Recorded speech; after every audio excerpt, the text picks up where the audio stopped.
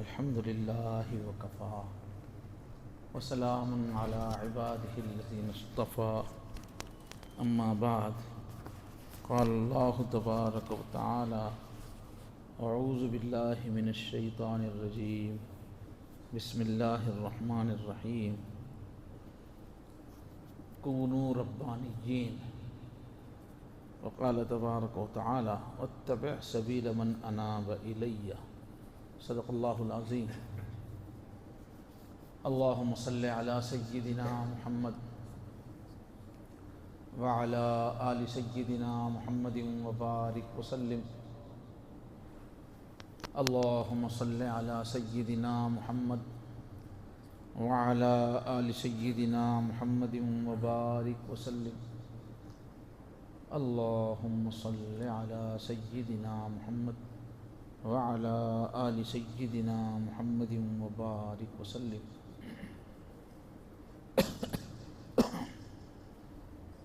بہت ہی احترام کے قابل، بڑی عزت اور اکرام کے لائق بزرگوں، عزیزوں اور دوستوں، یہ محفل اللہ تبارک و تعالیٰ کا ہم پر خاص انعام ہے، احسان ہے۔ ضرورت اس بات کی ہے کہ ہم دل کی گہرائی سے باتوں کو سنیں اور دل پر اس کا اثر لیں اور پھر عملی طور پر اپنے آپ کو آگے بڑھائیں۔ محترم بھائیوں، اس مجلس میں اس سے پہلے بھی کچھ مجلسیں ہو چکی ہیں۔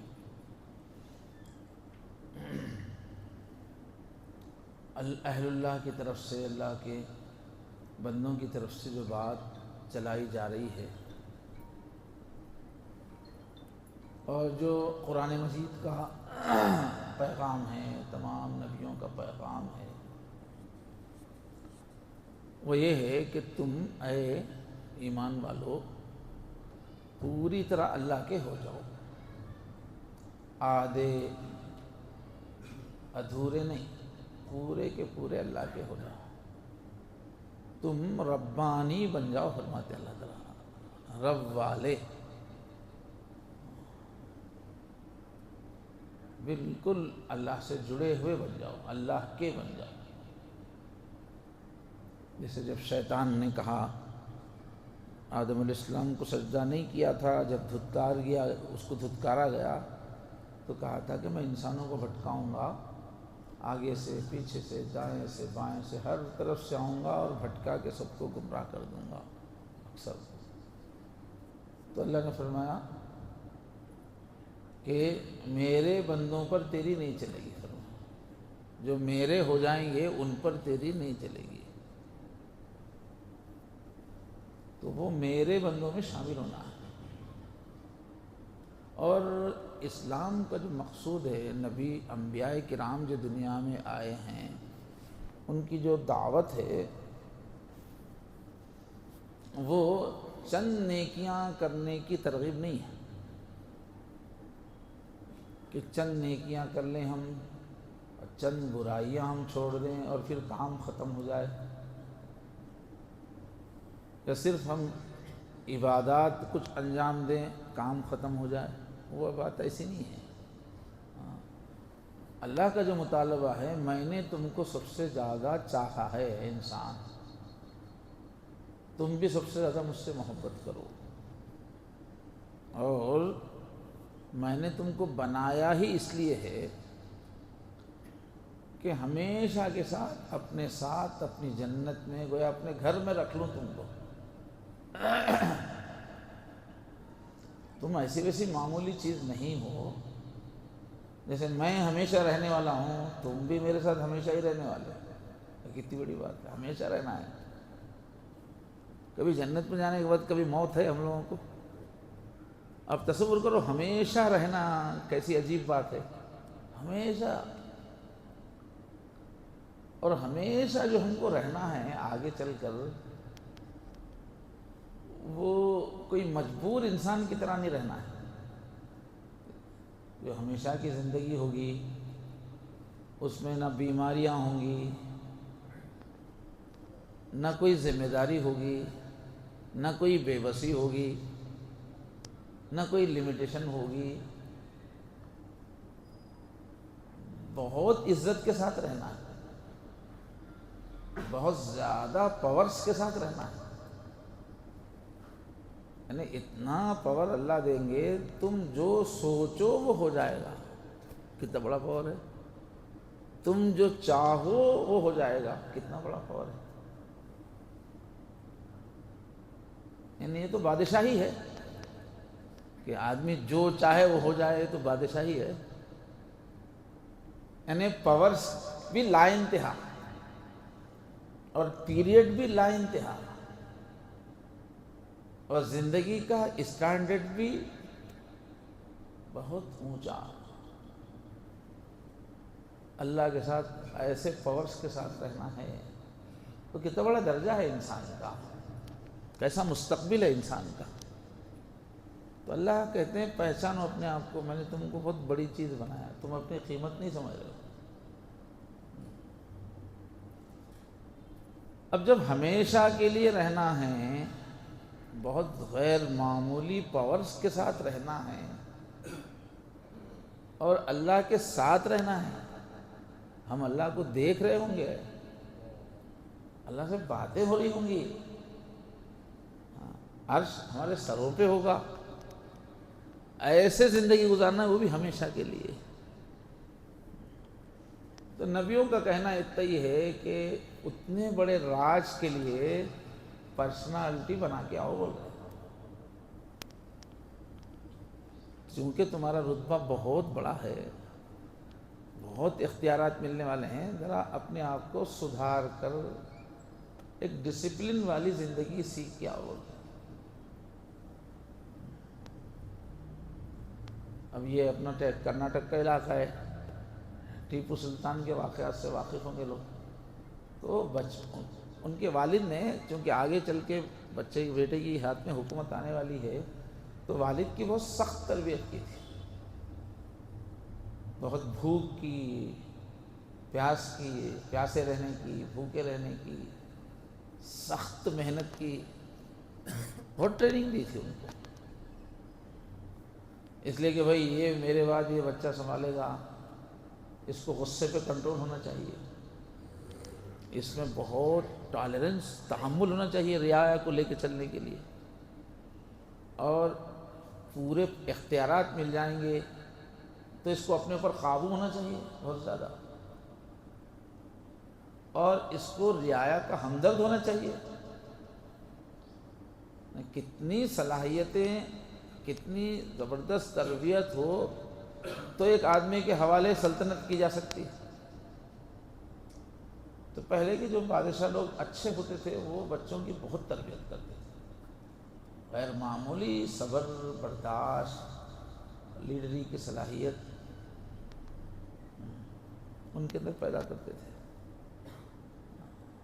تو اللہ تعالیٰ بھی غیر معمولی، اور کتنی بڑی حکومت، ایک ایک جنتی کا جو ایریا ہوگا حکومت کرنے کا، آخری درجے کا جو جنتی ہے، ڈی گریڈ قسم کا، اس کی بھی جو حکومت ہوگی وہ اس دنیا سے 10 گنا بڑی دنیا پہ حکومت کرنا ہے۔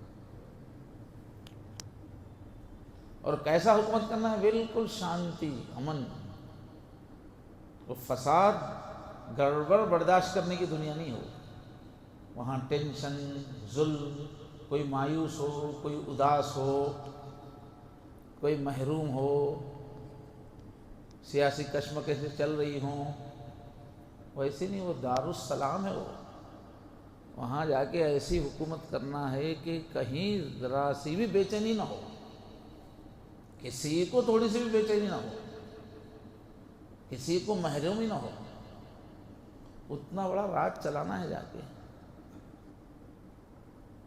اور پھر اللہ سامنے ہوں گے، اللہ کی بے ادبی بھی نہیں ہونا ہے۔ ابھی تو نظر ہم کو نہیں آ رہے تو بے ادبی ہو رہی ہے تو بول سکتے ہیں چلو بچے کو نظر نہیں آ رہا ہے، بندے کو، لیکن وہاں تو سامنے ہوں گے۔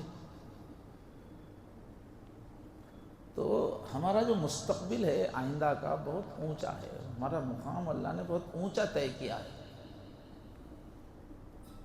اس کے لیے ہم سے کہا جا رہا ہے کہ ویسے ہی اپنی تربیت کرو، تم معمولی چیز نہیں ہو، کتا بلی نہیں ہے کہ بس چند دن کھایا پیا ناچا کودا اس کے بعد ختم ہو گئے، کوئی ذمہ داری نہیں، ایسا نہیں ہے، تم بہت بڑی ذمہ داری تم کو میں دینے والا ہوں۔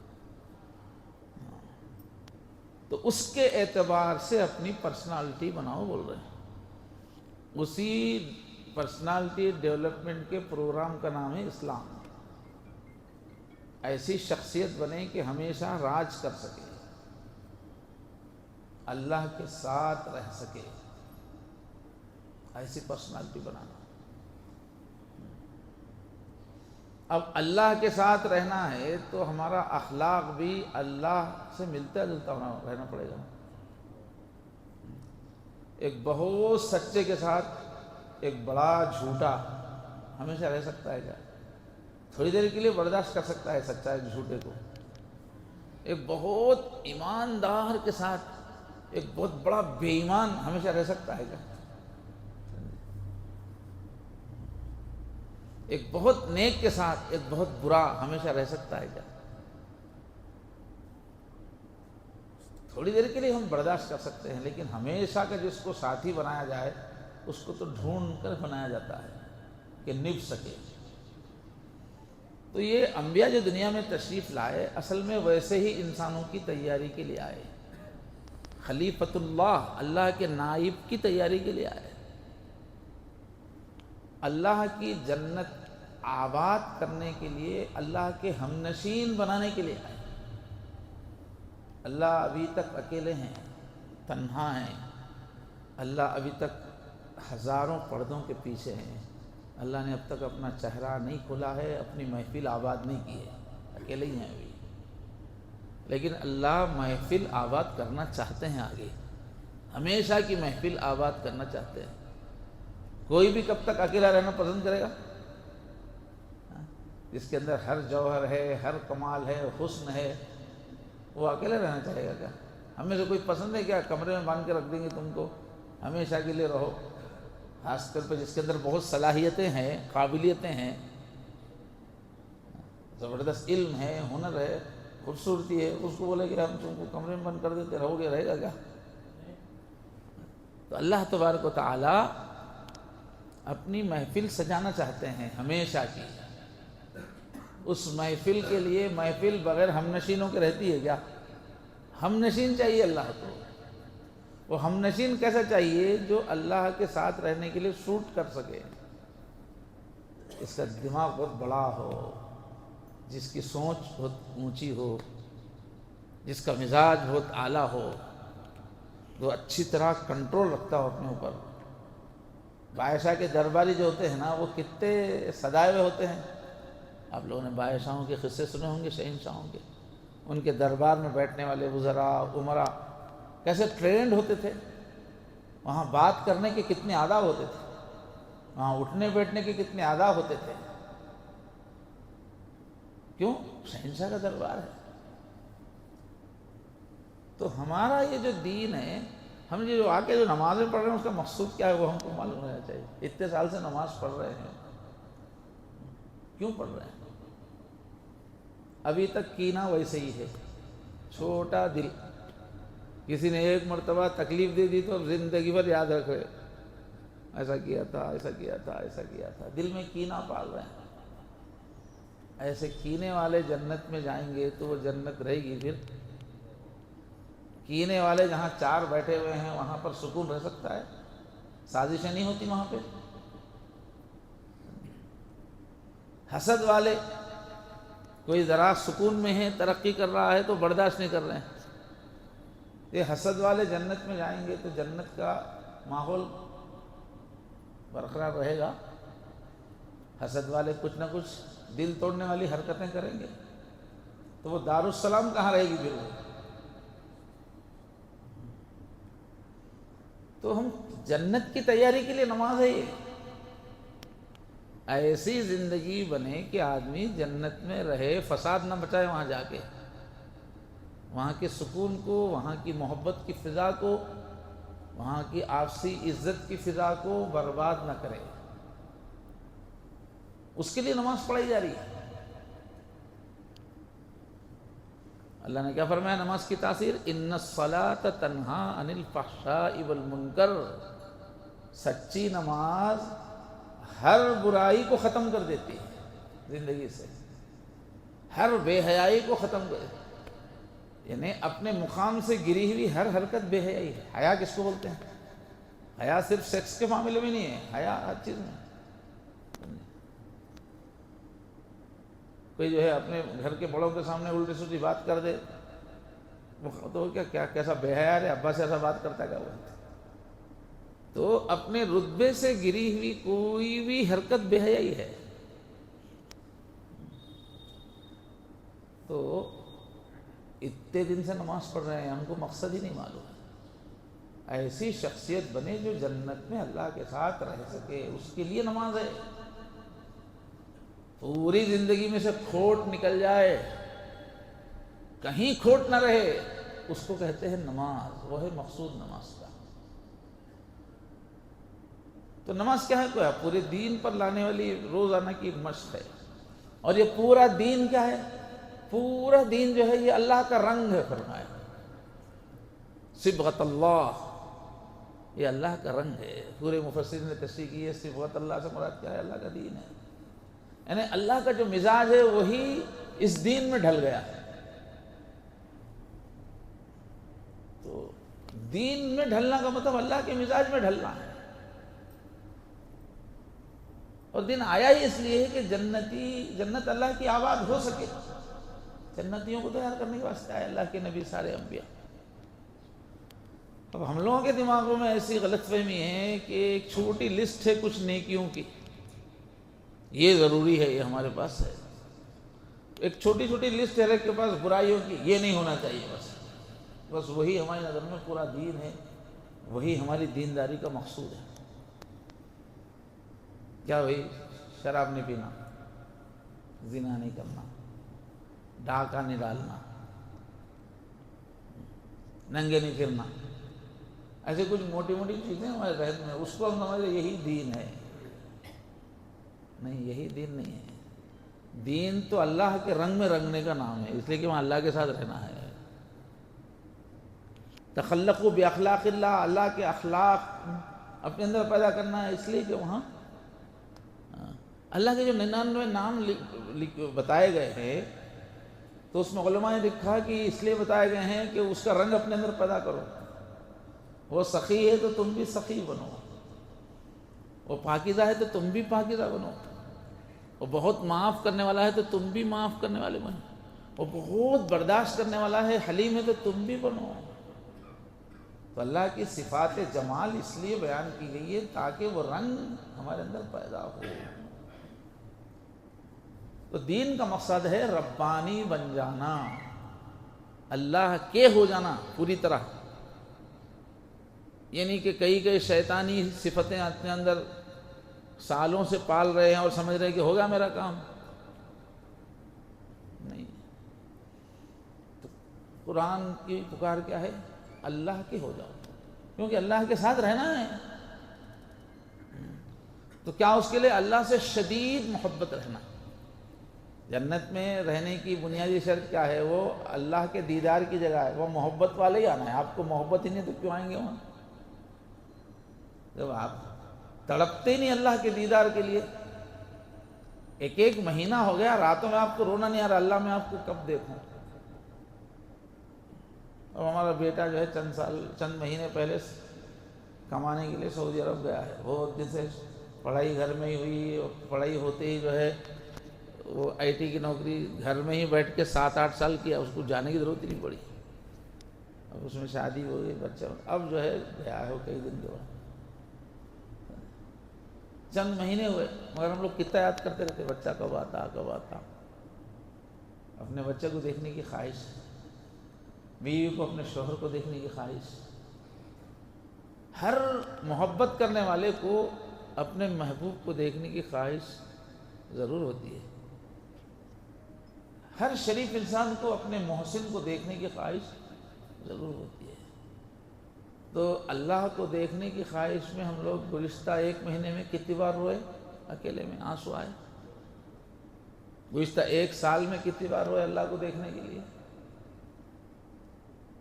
کیوں؟ اللہ اس قابل نہیں ہے کہ ان کو یاد کیا جائے؟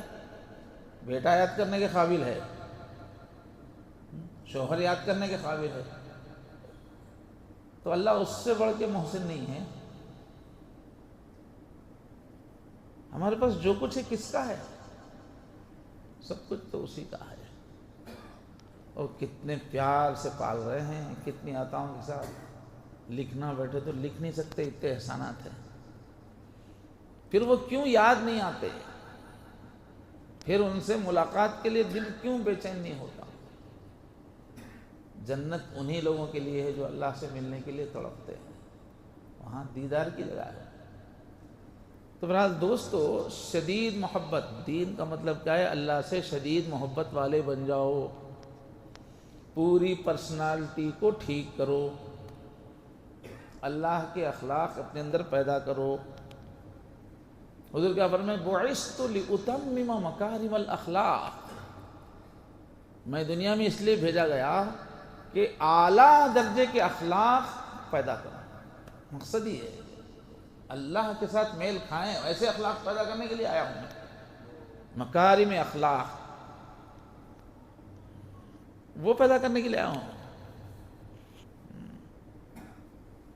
اور جنت میں جانے کی شرط کیا ہے؟ وہی کہ پوری برائیاں نکالو، کینہ نکالو، جھوٹ نکالو، غیبت نکالو، حسد نکالو، بغض نکالو، تکبر نکالو، فخر و غرور نکالو اپنے اندر سے، خود غرضی نکالو اپنے اندر سے، غفلت نکالو اپنے اندر سے، گری پڑی حرکتیں کرنے کا مزاج نکالو اپنے اندر سے، معیاری بناؤ اپنے آپ کو، ہر برائی کو نکالو۔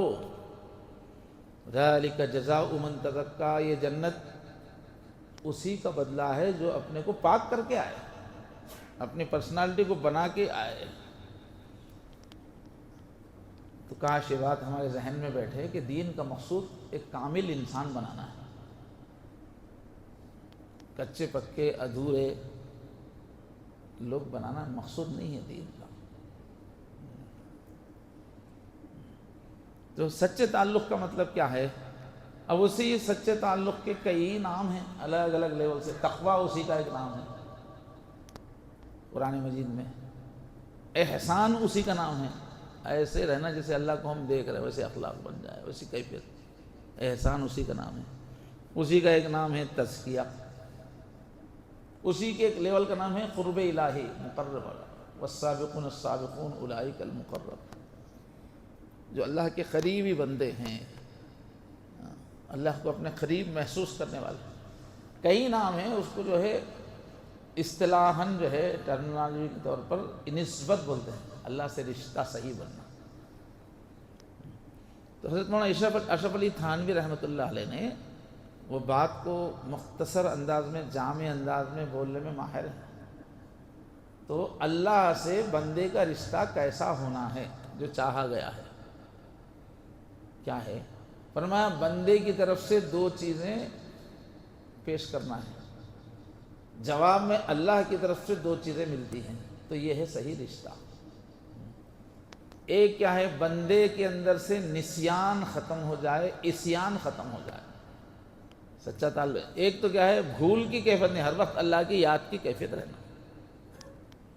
آدمی ہنس رہا ہو، بول رہا ہو، کما رہا ہو، خرچ کر رہا ہو، غمگین ہو، کبھی ایک پل کے لیے اللہ کو نہ بھولے، تو یہ رشتہ صحیح قائم ہوا ہے۔ اب اس کے لیے کئی آیتیں ہیں، کھول کے بولنے کا موقع نہیں۔ ہر وقت اللہ کا دھیان رہنا چاہیے، اور جب اللہ کا دھیان رہے تو اس کا رزلٹ کیا نکلنا چاہیے؟ نافرمانی زندگی سے نکل جائے۔ ایک آدمی کو اللہ کا دھیان بھی ہے پھر گناہ بھی کر رہا ہے، تو اس مطلب دھیان نہیں ہے، وہ جھوٹا ہے وہ۔ تو اللہ کی طرف سے غفلت ہر پل کے نکل جائے اور گناہ زندگی میں سے نکل جائے، اور دوسری طرف اللہ کی طرف سے کیا ہے؟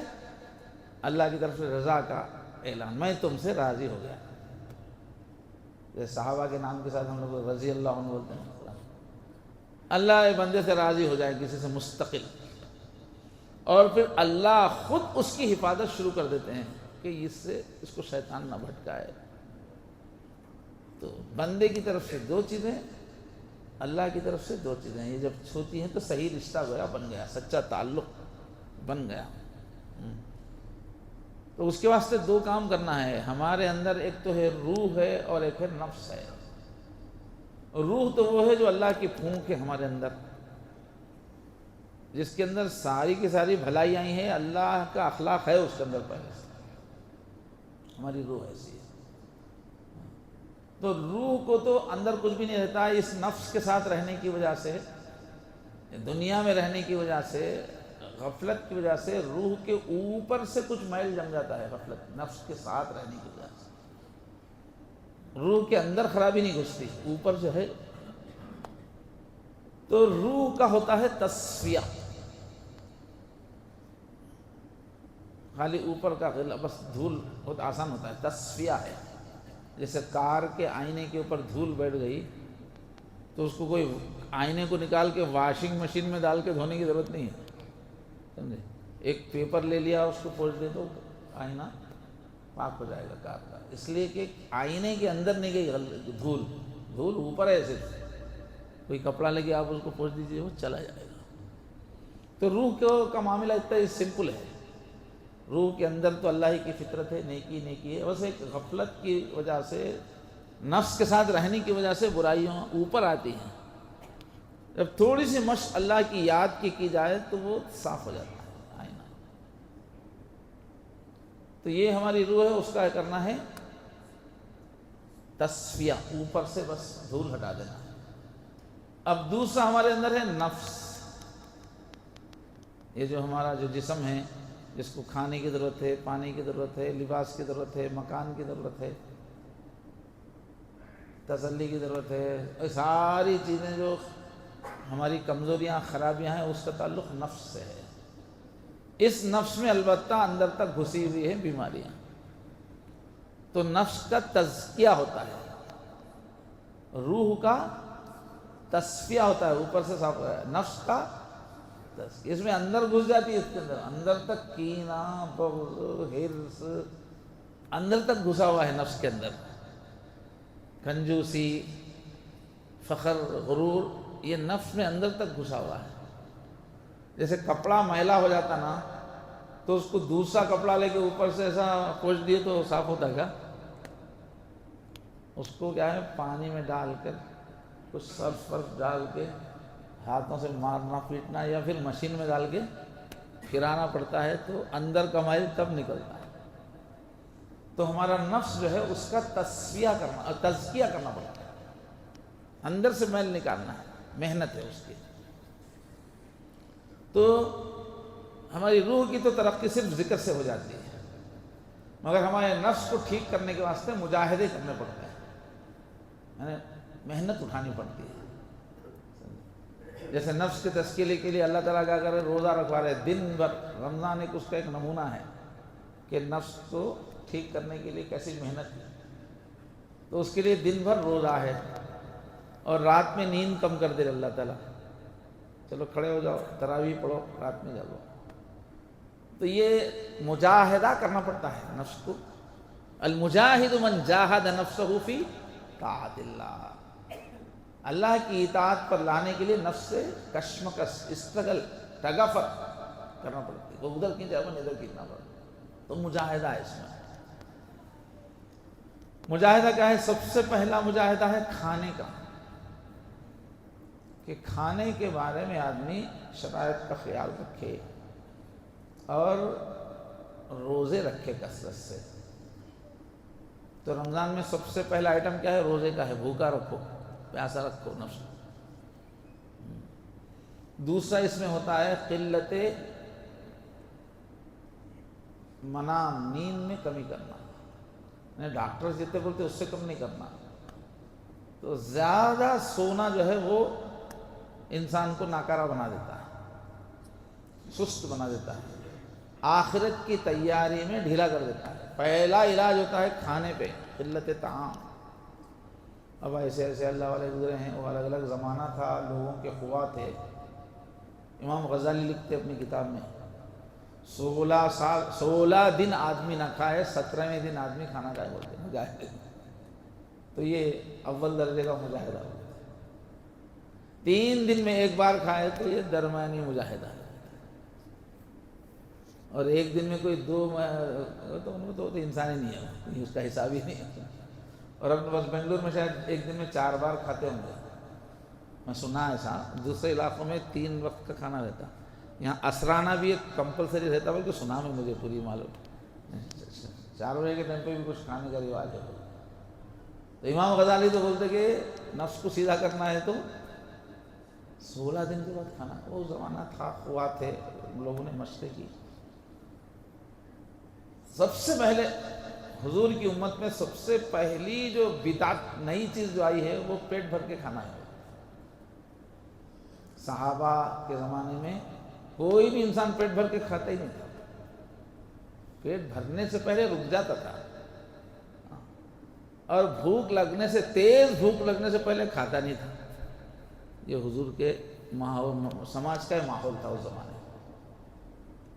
تو اس نفس کو کنٹرول کرنے کے واسطے، اس کو لگام دینے کے واسطے، یہ نفس کا بیسک کام کیا ہے؟ خواہشات کرنا۔ جو ہمارے اندر نفس ہے، قسم قسم کی خواہشات کرتے رہنا، اور اس کی اصلاح یہ ہے کہ خواہشات روزانہ تھوڑے توڑ دینا، جائز خواہشات بھی پوری نہیں کرنا، اس سے اس کا ول پاور کنٹرول بنتا ہے۔ اور اصل کیا ہے؟ اللہ کے حکم کو پورا کرانے کے لیے نہ چاہے تو بھی اس کو لگانا، یہ اصل مجاہدہ ہے۔ شریعت جو چھوڑنے کے لیے کہے وہ چھوڑ دینا، شریعت جو کرنے کے لیے کہے وہ کرنا، یہ ہے اصل مجاہدہ، یہ ہے۔ لیکن اس کی ٹریننگ کے واسطے کہ جب اللہ کا حکم آئے تب وہ اس کو پورا کر سکے، اس کو الگ سے ٹریننگ دینے کے لیے کیا کرتے ہیں؟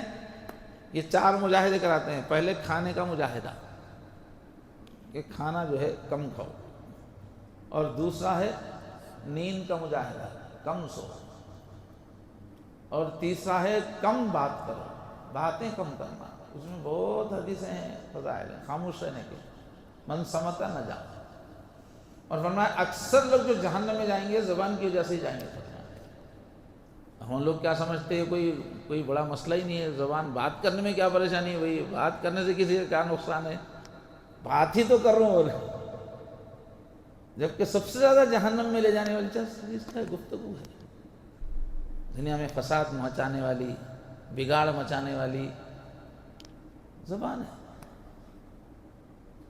تو زبان ہے۔ اور پچھلی امتوں میں خاموشی کے روزے بھی رہتے تھے، اور روزے کا کام ہی جو رہتے، روزے کی حالت میں بات نہیں کرنا۔ تو آدمی زبان پہ کنٹرول کرے، خاموش رہے، جب سخت ضرورت ہو تبھی بولے۔ ایک سمجھانے کے لیے مربی بولتے ہیں کہ جیسا بیت الخلاء کی ضرورت ہے نا، بعض اوقات اتنا تیزی سے ضرورت محسوس ہوتی ہے کہ اب اس کو روک ہی نہیں سکتے، بس اتنا ضروری ہو تو ہی بولو، ورنہ بولو مت۔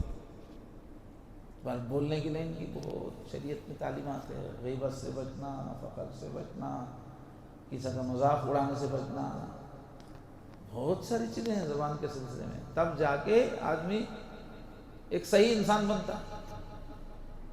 اور جنت کی خاص امتیازات میں سے بیان ہے کہ جنت میں زبان کا مس یوز نہیں ہوگا، لا یسمعون فیہا لغوا ولا کذابا۔ جنتیوں کی خصوصیت کیا ہے؟ وہ لوگ زبان کنٹرول والے ہوں گے، سب بات کو بڑا چڑھا کے بولنا، جھوٹ بولنا، یا کوئی بھی لغو بیکار کی بات کرنا، وہ جنتیوں میں نہیں ہوگا۔ اور حضور نے فرمایا حدیث میں ہے کہ جس کو بھی رف لینگویج کی عادت ہے وہ جنت میں نہیں جائے گا۔ تو زبان کا مجاہدہ کرواتے ہیں۔ اور پھر پبلک میں زیادہ بیکار اٹھنے بیٹھنے سے رکنا۔ آدمی تنہائی بھی آدمی کو بہت کچھ بناتی ہے، غیر ضروری ملنا جلنا کرنا، کسی کی ہمدردی کے لیے رشتہ داری میں ملنا وہ تو ثواب ہے، لیکن غیر ضروری ملنا جلنا اس کے واسطے اعتکاف رکھا گیا۔ حضور بھی اعتکاف میں جا کے کتاب لے کے آئے، اور رمضان کی تربیت میں کیا ہے؟ اعتکاف بھی ہے کہ پبلک سے کٹو۔ تو یہ 4 مجاہدے کرنے سے ہمارے نفس میں اپنے آپ کو بریک لگانے کی طاقت آتی ہے، تو پھر اس کو دین پہ چلنا آسان ہوتا ہے۔ تو یہ کام ہے جی کہ کرنے کا۔ روح کو چمکانا ہے، وہ تو ذکر سے چمکے گی، اور روح جیسے ہی پاور میں آتی ہے خود بخود نیکیاں شروع ہو جاتی ہیں، روح میں نیکیاں ہی بھری ہوئی۔ اب یہ نفس کو کنٹرول کرنا ہے تو یہ مجاہدے کے ذریعے سے کرنا ہے، خواہشات کو روکنا ہے۔ تو بہرحال یہی ہے کام ہمارا۔ اللہ نے کئی قسمیں کھا کے فرمایا یہ کام کر کے آؤ، تمہاری روح بہت اعلیٰ درجے کی ہے، اس کو اچھا پاورفل بنا لو۔ تمہارا نفس جو ہے آؤٹ آف کنٹرول ہے، اس کو ختم نہیں کرنا، اس کو کنٹرول میں لانا۔ نفس کو ختم کرنے کی اجازت نہیں ہے۔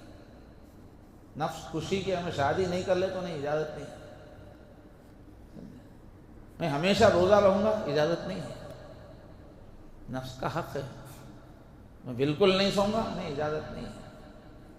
نفس کو زندہ رکھنا ہے، اس کے حقوق ادا کرنا ہے، اس کو سرکشی سے روکنا ہے، بس۔ یہ دو کام کریں گے تو ہے تزکیہ۔ یہ ہے دین کی اصل محنت۔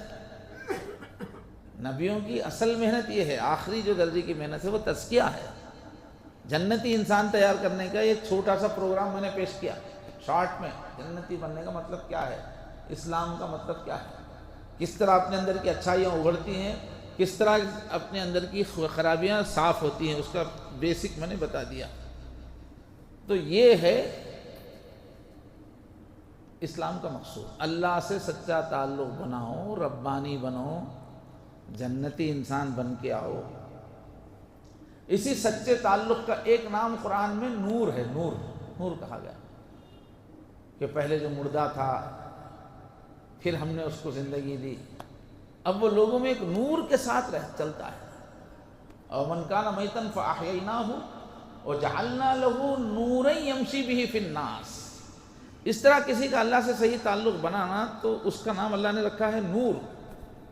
اور تہجد کی بعد جو حضور مسجد جاتے تھے تو دعا کرتے تھے، اے اللہ میرے آگے نور کر دے، میرے پیچھے نور کر دے، میرے دائیں نور کر دے، میرے بائیں نور کر دے، میرے اوپر نور کر دے، میرے نیچے نور کر دے، اللہ میرے سر میں نور کر دے، میری آنکھوں میں نور کر دے، میرے کان میں نور کر دے، میری زبان میں، ایسا دعا ہے پوری۔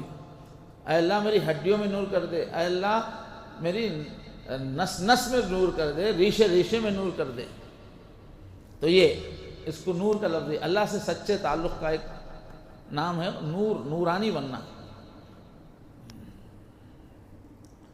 تو اب یہ جو اللہ سے سچا تعلق پیدا ہوتا ہے تو پھر زندگی میں کئی اثرات ہوتے ہیں۔ ایک تو کیا ہے، آدمی کی دل کا نور چہرے پہ بھی آ جاتا ہے، پورے بدن پہ بھی ظاہر ہو جاتا ہے کئی مرتبہ، پورا ایک نورانی کشش پیدا ہو جاتی ہے۔ اس لیے ہماری ہسٹری میں کئی لوگ ایسے پیدا ہوئے ہیں کہ ان کا چہرہ دیکھ کے لوگ کلمہ پڑھ دیتے تھے، ان کا چہرہ دیکھ کے لوگ توبہ کر دیتے تھے، بس اتنا اندر کا نور اس طرح اوپر سے ظاہر ہوتا ہے۔ پھر ایسا کسی کے اندر اللہ سے سچا تعلق ہو گیا تو اس کی صحبت میں، اس کے پاس بیٹھو، زندگی بدلتی ہے۔ سو بھی اس کے ساتھ رہے، اس کی صحبت میں تاثیر پیدا ہوتی ہے۔ پھر اس کے اندر فراست پیدا ہو جاتی ہے۔ اتقوا بنور المؤمن، کہ مومن کے نور سے ڈرو۔ اتقوا فراست المؤمن، مومن کی فراست سے ڈر کر رہو۔ فإنہ ینظر بنور اللہ، اس لیے کہ وہ اللہ کے نور سے دیکھتا ہے۔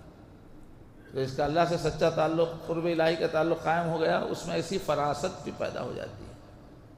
جیسے حضرت عثمان رضی اللہ عنہ کو فراست، کیا بات ہے، لوگ ہماری محفل میں ایسے آ جاتے ہیں جبکہ ان کی نگاہوں سے زنا ٹپک رہا ہے، تو آدمی کو دیکھ کے پہچانتے تھے کہ کون سا گناہ کر گیا ہے۔ امام ابو حنیفہ کے بارے میں بھی ہے، دیکھ کے پہچانتے تھے، گزرتے ہوئے پانی کو دیکھ کے پہچانتے تھے کہ کون سا گناہ گار یہ وضو کیا ہے، کون سا گناہ گار اس میں ہو جا رہا ہے۔ آگے تک نور، بصیرت پیدا ہو جاتی ہے، دل کی آنکھ۔ اور اللہ سے اگر سچا تعلق بنے تو دعائیں قبول ہونے لگتی ہیں، اجابت دعا۔ حضور نے فرمایا رب اشعث اخبر، بعض اللہ کے بندے ایسے ہیں کہ دیکھنے میں تو بال بکھرے ہوئے ہیں اور کپڑوں پہ دھول غبار ہے، معمولی دکھ رہے ہیں، لا یوبو بھی، لیکن وہ اللہ پہ قسم کھا لے تو اللہ اس کی قسم ضرور پورے، اللہ ایسا ہونا ہوا تو اللہ کر کے چھوڑتا۔ تو یہ پیدا ہوتی ہے۔ اور اللہ سے تعلق کسی کا صحیح بن جائے تو اللہ کی طرف سے حفاظت ہوتی ہے، گناہوں سے حفاظت ہوتی ہے، مصیبتوں سے حفاظت ہوتی ہے۔ اور ایک ہے اللہ ہر چیز کے لیے، اس کے لیے کافی ہو جاتا ہے۔ فرمایا الیس اللہ بکاف عبدہ، اللہ قرآن میں پوچھتے ہیں کیا اللہ بندے کے لیے کافی نہیں ہے؟ اور سکون قلب حاصل ہوتا ہے، ہر وقت ایک عجیب دل کا سکون، اور لوگوں کے دلوں پر اثر انداز ہوتا ہے۔ یہ الگ الگ تاثرات ہیں، الگ الگ لوگوں میں الگ الگ چیزیں ظاہر ہوتی ہیں، ایک میں پوری ظاہر ہونا ضروری نہیں۔ تو ترمذی شریف کی روایت حضرت انس سے روایت ہے کہ جو بندہ بھی اپنے دل کا رخ اللہ کی طرف کر لے تو ضرور سب کے دلوں کو اللہ تعالیٰ اس کا فرما بردار بنا دیں گے۔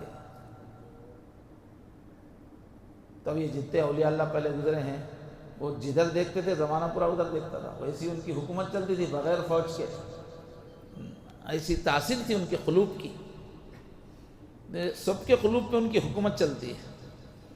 اور یہ سچا تعلق بنانے کا فائدہ کیا ہے؟ دین میں مزہ آنے لگتا ہے، دین کے کام میں، گناہ کے کام میں وہ مزہ نہیں آتا جو دین کے کام میں مزہ آنے لگتا ہے، جب دل جو ہے اللہ سے تعلق والا بن جاتا ہے اور ہر وقت ایک راحت کی کیفیت میں رہتا ہے۔ اللہ فرماتے ہیں انا معہ اذا ذکرنی، میرا بندہ جب مجھے یاد کرتا ہے تو میں اس کے ساتھ ہو جاتا ہوں۔ جب اللہ ساتھ ہوتے ہیں تو ایسا لگتا ہے جیسے بچہ ماں کی گود میں سکون سے سو جاتا ہے۔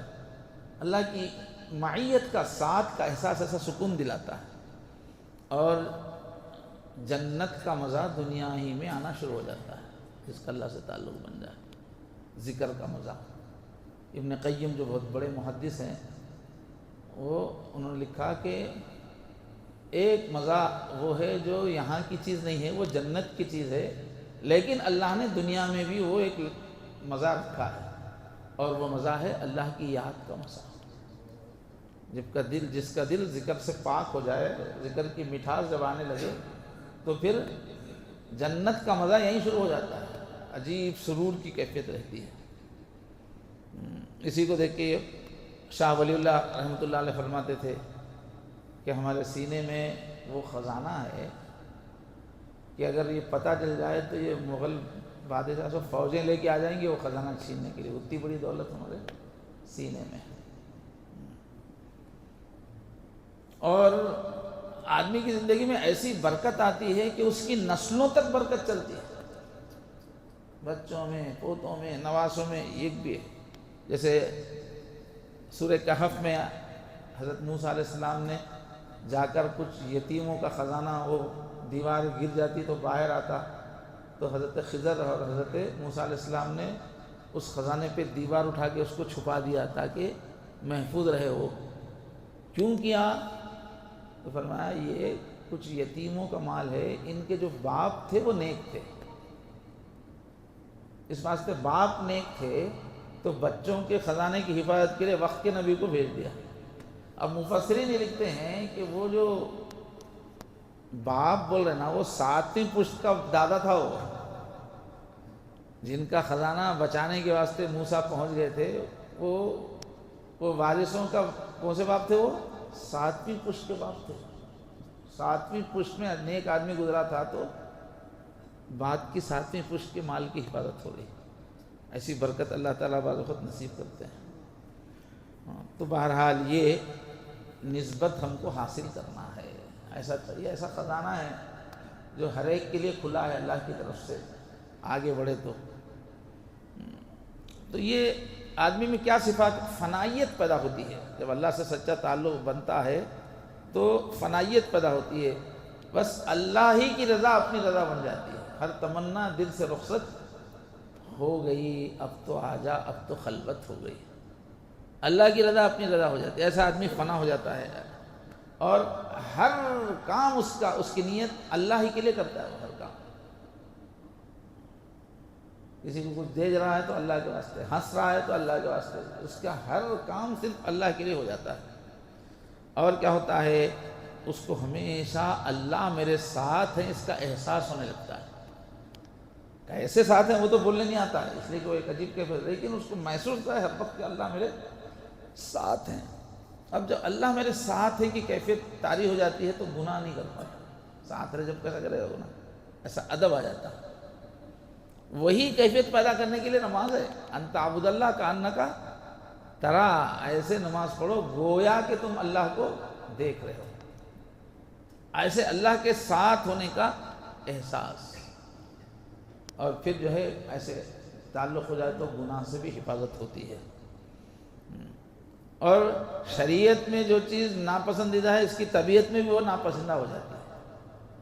شریعت جو ہے، شریعت کے تابع طبیعت ہو جاتی ہے، خود بخود ہر گناہ سے دل سے نفرت ہو جاتی ہے، نیکی سے محبت ہو جاتی ہے، طبیعت خود سے۔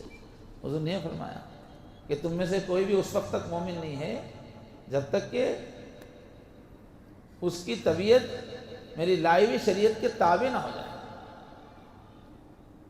حتیٰ یکون طبعا لما جئت بہ، ویسی اپنی تربیت کرنا ہے۔ تو بہرحال میرے دوستو، دین کا مقصود یہ ہے کہ ہم اس طرح کی محنت کریں اور جنت کے لیے اپنے آپ کو تیار کریں۔ اب شارٹ میں بتایا ہے ماہرین نے کہ یہ جو تعلق اللہ سے قائم ہوتا ہے 3 چیزوں سے ہوتا ہے۔ ایک تو کثرت سے ذکر، دوسرے سنت کی پیروی، سنت مطلب پورا دین ہے، سنت کی پیروی، مگر یہ 2 بھی چیزیں جو آتی ہیں وہ صحبت کاملین سے آتی ہیں۔ یہ جو طاقت کے ہر وقت ذکر والا دل بنے اور سنتوں کی پیروی کے قابل بنے، یہ کیسے آتی ہے؟ کوئی کامل بندے کی صحبت سے آتی ہے۔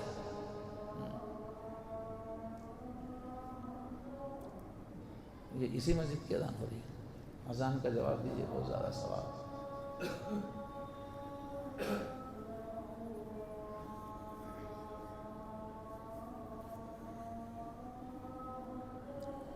اللہ اکبر، اللہ اکبر۔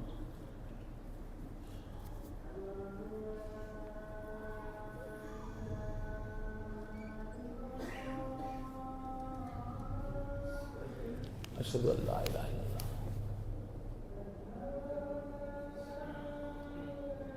اشہد ان لا الہ الا اللہ،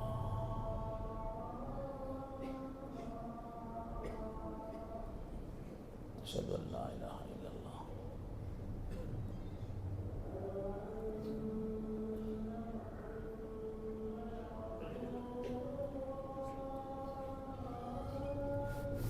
اشہد ان محمد رسول اللہ صلی اللہ علیہ وسلم۔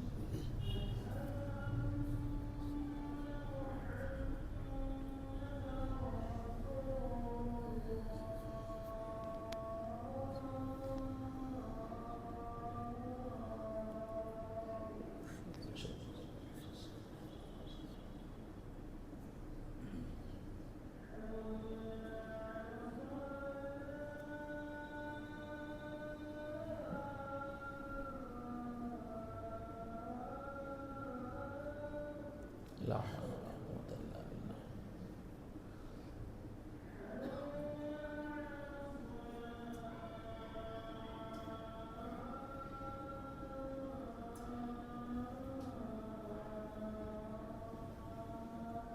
لا حول ولا قوة الا باللہ۔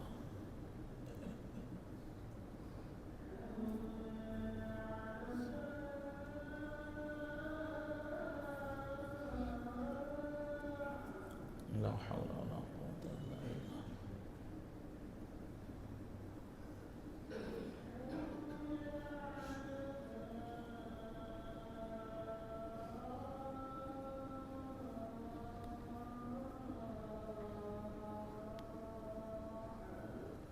لا حول ولا قوة الا باللہ۔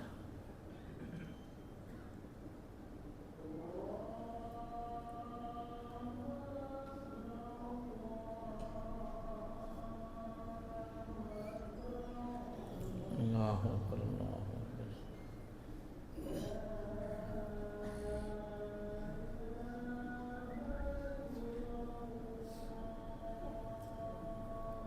لا الہ الا اللہ، هذه الدعوة التامة والصلاة القائمة آت محمد الوسیلۃ۔ تو میرے دوستو، بزرگوں، دین کا مقصود ہے جنتی انسانوں کو تیار کرنا، اللہ سے پکے تعلق والوں کو تیار کرنا، اور وہ حاصل ہوتا ہے ذکر کثیر سے، شریعت کی اتباع سے، اور یہ 2 چیزیں نصیب ہوتی ہیں کسی کامل کی صحبت سے۔ اللہ تعالیٰ نے سماج کو، معاشروں کو بدلنے کا طریقہ اختیار کیا، کبھی بھی ایک نبی پہلے بنایا جو کامل ہوتے تھے، تقوی میں کامل، اللہ کی یاد میں کامل، صفات میں کامل. پھر ان کی صحبت میں رہ کر صحابہ تیار ہوتے تھے ہر نبی کے، تو کامل سے کامل تیار ہوتے تھے. یہی ہمیشہ سے طریقہ رہا ہے. تو اللہ طریقہ بتاتے ہیں وَاتَّبِعْ سَبِيلَ مَنْ أَنَابَ إِلَيَّ. میرے پاس آنا چاہ رہے ہو، سچے بننا چاہ رہے ہو، تو پہلے سے جس بندے کا دل میری طرف لگا ہوا ہے، مڑا ہوا ہے، من اناب الیہ، اس کے پیچھے پیچھے آؤ. تو بننے کا آسان طریقہ یہی ہے کہ جو پہلے سے جو بنا ہوا شخص ہے اس کے ساتھ اس کی صحبتوں میں آدمی بنتا ہے. یہی تیز رفتار طریقہ ہے. یہ قریب جلتے ہوئے دل کے اپنا دل کر لے. یہ آگ لگتی نہیں ہے، لگائی جاتی ہے. دوسرے چراغ سے چراغ جلتا ہے. تو صحبت کا بہت بڑا مقام ہے. صحابہ اسی سے صحابہ بنے، اور جتنے بڑے بڑے محدثین ہیں وہ اپنے زمانے کے کسی اللہ سے تعلق والے بندے سے بیعت ہو جاتے تھے. حالانکہ خود پورے عالم کے بڑے بڑے محدث فقیہ ہوتے تھے، مگر ایک ایسا آدمی جسے کوئی نہیں جانتا اس سے جا کے بیعت ہو جاتے تھے. یہی پوری کہانی ہے شروع سے. تو ایک کنز العمال کتاب ہے مشہور پرانی، علی متقی، وہ بھی کسی سے بیعت تھے. ایک مجمع بحار الانوار ہے حدیث کی دنیا میں، زبردست کتاب. وہ بڑے محدث ہے، اپنی تربیت کے لیے کسی کے پاس جا کے بیعت ہو گئے. امام اعظم ابو حنیفہ اتنے بڑے امام تھے، ان کا نام ہی امام اعظم پڑ گیا، لیکن وہ جا کے بیعت ہو گئے تھے حضرت جعفر سے، اور کہتے تھے کہ وہ حضرت جعفر کے پاس 2 سال میری جو تربیت ہوئی وہ نہیں ہوتی تو میں ہلاک ہو جاتا. امام ابو حنیفہ بول رہے ہیں. سفیان ثوری ایک بہت بڑے امام گزرے ہیں، ان کا ایک مسلک تھا. وہ ایک اپنے زمانے کے ایک سیدھے سادھے صوفی تھے، ابو ہاشم صوفی، ان کے پاس اپنی تربیت کے لیے جاتے تھے. لوگوں نے کہا کہ آپ اتنے بڑے امام ہیں، لاکھوں آپ کے چاہنے والے. فرمایا ریاکاری کے باریک باریک نقطے اگر میں ان کے پاس نہیں جاتا تو کبھی نہیں سمجھ سکتا تھا. ایسے ہی امام احمد بن حنبل چوتھے امام ہیں، اور اپنی زندگی میں پوری دنیا میں سب سے بڑے حدیث کے عالم، امیر المؤمنین فی الحدیث. وہ بھی اپنی تربیت کے پاس بشر حافی کے پاس جاتے تھے. لوگوں نے کہا ساری دنیا آپ کے پاس جاتی، آپ یہ کہ کہاں جا رہے ہیں؟ ان کو کیا آتا ہے؟ تو کہا کہ انا عالم بکتاب اللہ، میں اللہ کی کتاب جانتا ہوں، قرآن حدیث سب میں جانتا ہوں. ہوا عالم باللہ، وہ اللہ کے عالم ہیں، اللہ کو جانتے ہیں. میں اللہ کی کتاب کو جانتا ہوں، وہ اللہ کو جانتے ہیں، اس لیے میں ان کے پاس جاتا ہوں. تو بہرحال سب مثالیں ہیں. اس دور میں بھی جتنے بڑے علماء آپ کو ملیں گے، بڑی شخصیتیں، وہ کسی نہ کسی سے تربیت میں ہیں. تو عام طور پہ آدمی خود سے بن نہیں سکتا، کسی سے تربیت ملنے سے ہی بنتا ہے. وہ ایک ماحول رہتا ہے تو بنتا ہے. تو آپ حضرات سے گزارش ہے کہ اب ارادہ کرو، یہ زمانہ ایسا فتنوں کا آیا ہے، دجالی دور ہے. دل کے نور پہ محنت نہیں کییں گے تو دین پہ باقی رہنا مشکل ہے. دل کا جو نور ہے، ذکر کا جو نور ہے، اس پہ محنت کرنے پر ہی بچنے کا امکان ہے. اس لیے ہم آگے بڑھیں. اب اس موقع سے جو ہے یہ عرض کرنا ہے کہ ہمارے مولوی عبد المحسن صاحب الکلیت سعودیہ میں استاذ ہیں، ایک مدت سے ہمارے رابطے میں تھے. ماشاءاللہ انہوں نے پورے اسباق وغیرہ کیے، اعلیٰ کیفیت سے گزرے. اس کے بعد ہمارے شیخ نے ان کو اپنا خلیفہ بنایا ہے. تو حدیث کی بھی لائن کے وہ شیخ الحدیث ہیں، حدیث پڑھاتے ہیں، فقہ کے بھی ماہر ہیں. اس کے ساتھ ساتھ تربیت کی لائن میں بھی ان کو اجازت ملی ہوئی ہے. آپ حضرات سے گزارش ہے کہ ان کی محفلوں میں شرکت کریں اور ان سے استفادہ کریں. اور بھی بہت اللہ والے ہوں گے. میں تعارف اس وقت کیونکہ میرے ذریعے سے تربیت ہوئی تو میں عرض کر رہا ہوں کہ آپ حضرات ایک شمع جل چکی ہے اور ایک آپ ان سے استفادہ کیجئے. تو مجلس کب ہوتی ہے آپ کے پاس؟ مجلس جمعرات کچھ ہے، جمعرات کی شام میں مسجد قباء میں مولوی عبد المحسن صاحب کی مجلس ہو رہی ہے. آپ رابطہ کیجئے اور لگ کے محنت کیجئے، انشاءاللہ بہت ترقی ہوگی. ایسے کل بھی وہاں پر عصر سے پرسوں صبح تک یہی ایسی ہی مجلس ہے، آپ وہاں بھی تشریف لائیں. تو اس زمانے میں بہت ضروری ہے کہ ہم اپنے دل پہ محنت کریں. دنیا میں بھی برکت حاصل ہوگی، آخرت کی بھی کامیابی حاصل ہوگی. وآخر دعوانا الحمدللہ رب العالمین. اچھا بیت کے کلمہ تو دیر ہو جائے گی.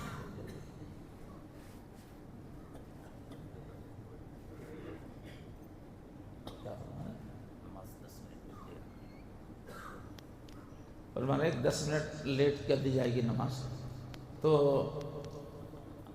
ایک کیا ہے، اب ایک بات اتنی دیر سے سمجھ میں آئی کہ اللہ سے دین کا مطلب ہے سچا تعلق بنانا، پورے ہی کیریکٹر کو بنانے کی کوشش کرنا. اب پوری بات سمجھ میں آنے کے بعد فوراً قدم اٹھانا چاہیے. پوری بات سمجھ میں آنے کے بعد قدم نہ اٹھائے آدمی، ٹال دے تو دل سخت ہو جاتا ہے. فرمائے علماء نے کہا کہ بات کو بلکہ نفاق پیدا ہو جاتا ہے. وہ بات سمجھ کے بھی نہیں کرتے رہنے سے یہ بیماری پیدا ہوتی. تو چونکہ پوری بات سمجھ میں آئی ہے اور اللہ سے سچا تعلق بالکل مشکل نہیں ہے. مشکل کام، زیادہ مشکل کام بولنا اللہ کی سنت ہے ہی نہیں. وہ طریقے سے کریں گے تو آسانی سے کام ہو جائے گا. تو ہم لوگ اللہ سے سچا تعلق بنانے کی نیت سے، ابھی مجھ سے کہا جا رہا ہے کہ کلمات پڑھا دیں توبہ کے اور بیعت کے، اس سے ہم اس سلسلے میں داخل ہو جائیں گے. تو کلمات جو ہے پہلے حضور خطبہ پڑھتے تھے، خطبہ سن لیجئے پھر کلمات پڑھیں گے. الحمدللہ الحمدللہ نحمدہ ونستعینہ ونستغفرہ ونؤمن بہ ونتوکل علیہ ونعوذ باللہ من شرور انفسنا ومن سیئات اعمالنا من یہدہ اللہ فلا مضل لہ ومن یضلل فلا ہادی لہ ونشہد ان لا الہ الا اللہ وحدہ لا شریک لہ ونشہد ان سیدنا ونبینا ومولانا محمد عبدہ ورسولہ. اب سب لوگ جو ہے توبہ کی نیت سے پڑھیں. توبہ تو ہر مسلمان کو ہر وقت کرنا ہی. اور جن کا ارادہ ہوا کہ ہم بھی ذکر سیکھیں گے، اس عاجز سے تعلق رکھیں گے، تو میں تو حیدرآباد میں ہوں لیکن محفلیں وغیرہ یہ ہمارے مولانا عبد المحسن صاحب دیکھیں گے، میں بھی کبھی کبھی آتا رہوں گا. فون سے تو رابطہ رہ سکتا ہے. تو ارادہ ہے کہ یہ سلوک کا سفر، یہ اپنی تربیت کا سفر اس عاجز کے ساتھ کریں گے. وہ لوگ ساتھ میں بیعت کی نیت بھی کریں. توبہ کی نیت تو سب کریں، اس عاجز سے تعلق رکھنا ہے تو بیعت کی نیت بھی کر لیں. تو اس کے ساتھ یہ کلمات پڑھیے. بسم اللہ الرحمن الرحیم. لا الہ الا اللہ محمد الرسول اللہ اشہد ان لا الہ الا اللہ وحدہ لا شریک لہ واشہد ان محمدا عبدہ ورسولہ. آمنت باللہ کما ہوا باسمائہ وصفاتہ وقبلت جمیع احکامہ اقرار باللسان وتصدیق بالقلب. آمنت باللہ وملائکتہ وکتبہ ورسلہ والیوم الآخر والقدر خیرہ وشرہ من اللہ تعالی والبعث بعد الموت. استغفر اللہ استغفر اللہ استغفر اللہ ربی من کل ذنب واتوب الیہ برحمتک یا ارحم الراحمین والحمد للہ رب العالمین. ماشاءاللہ یہ توبہ ہو گئی ہے. یہ اثر میں بیچ میں کڑیاں ہوتی ہیں مگر یہ حضور کے ہاتھ پہ توبہ ہوتی ہے، اس لیے اس کا خیال رکھیں آپ. اس سے پہلے بھی یہاں محفلیں ہوئی تھیں، بعض احباب نے توبہ کی تھی بیعت کی نیت سے بھی.